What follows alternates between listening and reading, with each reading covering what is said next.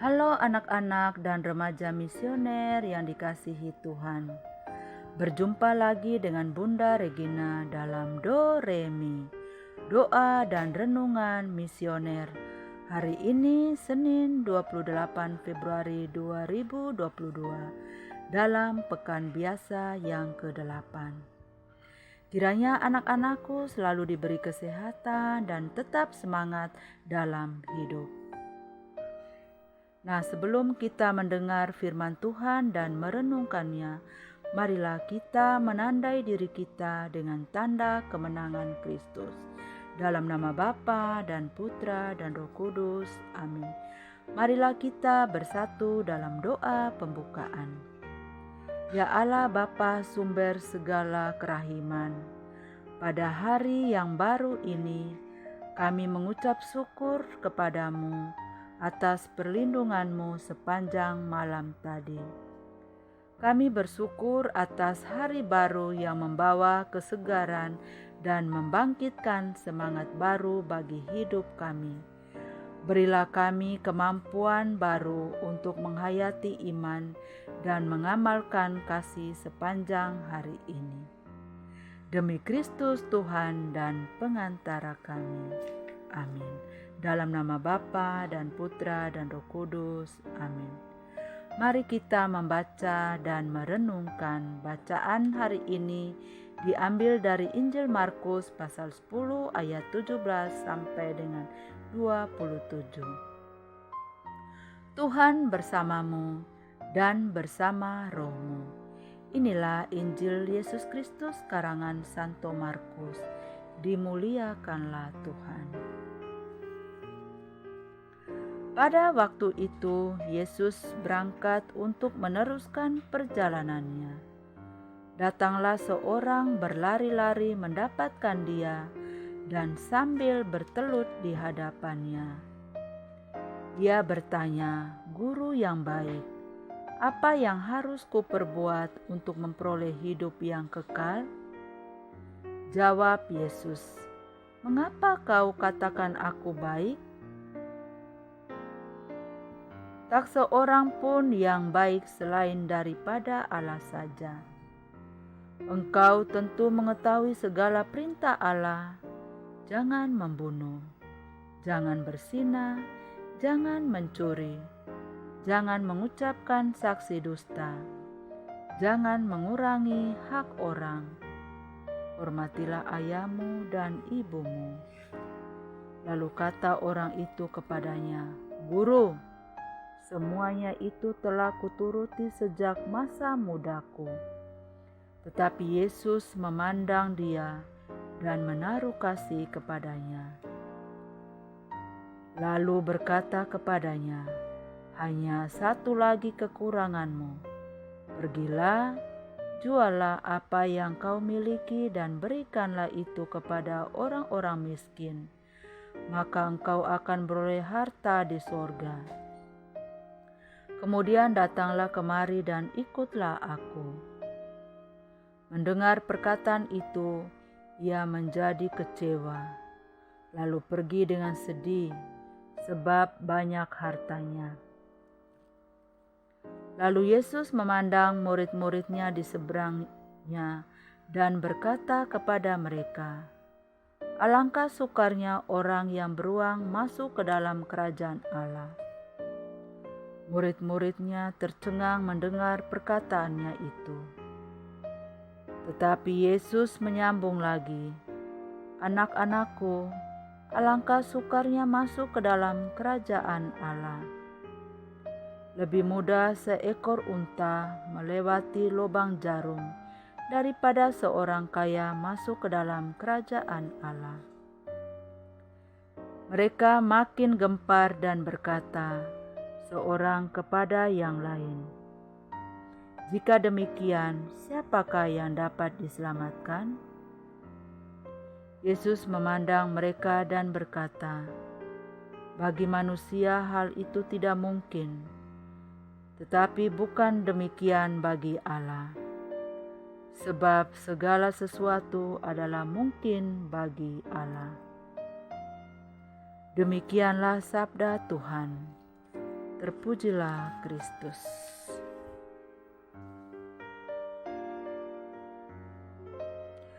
Anak-anak dan remaja misioner yang Bunda cintai.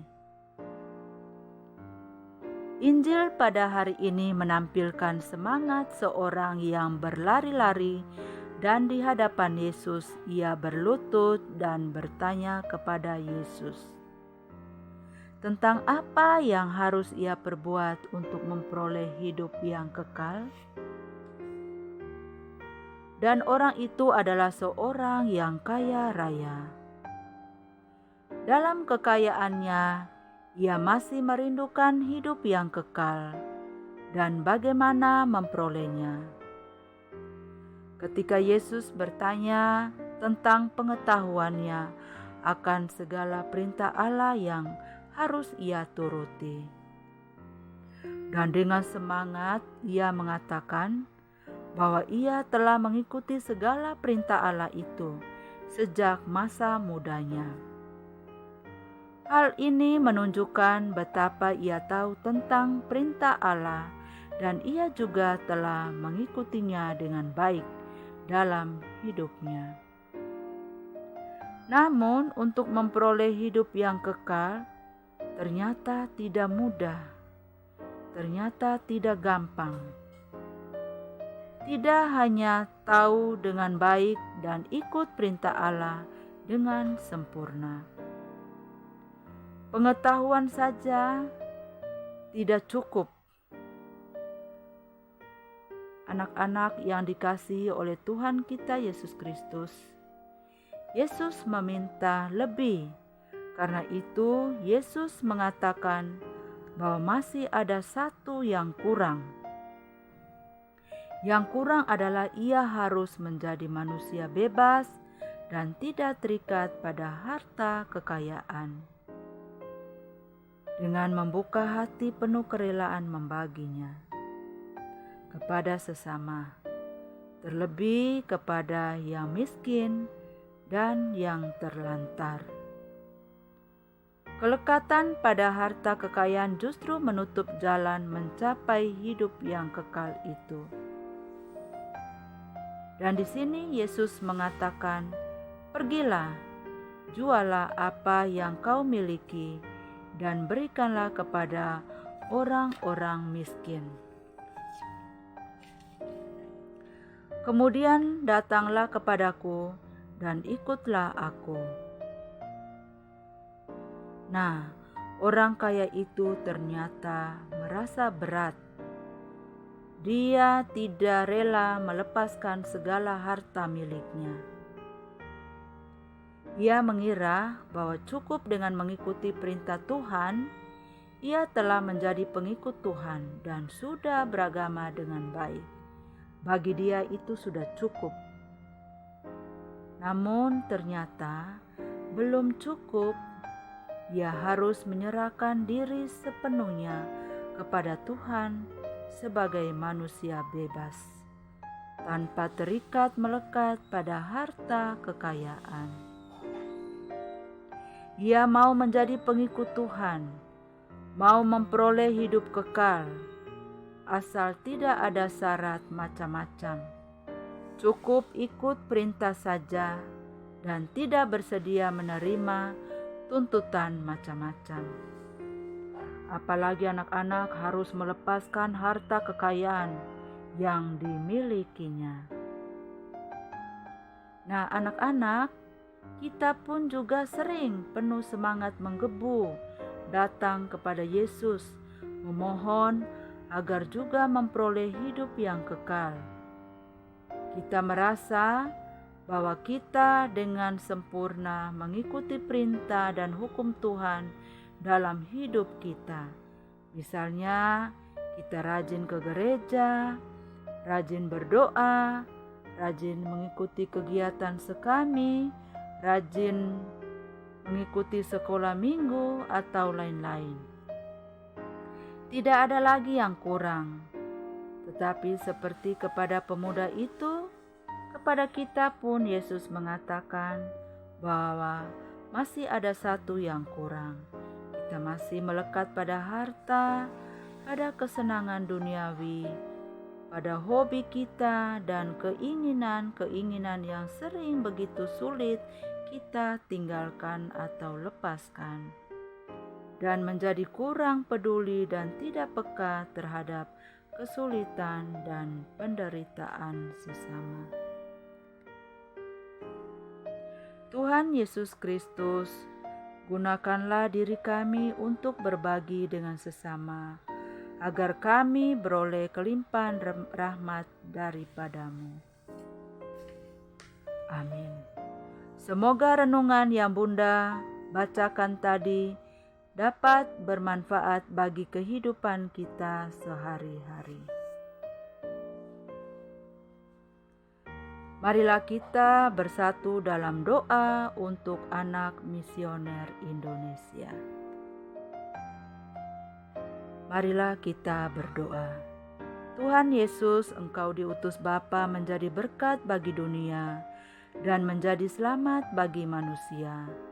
Utuslah kami anak-anak-Mu di Indonesia untuk menjadi sahabat yang kuat bagi yang lemah, sahabat yang rela berkorban bagi yang menderita payah, sahabat penghibur bagi yang sakit dan gelisah.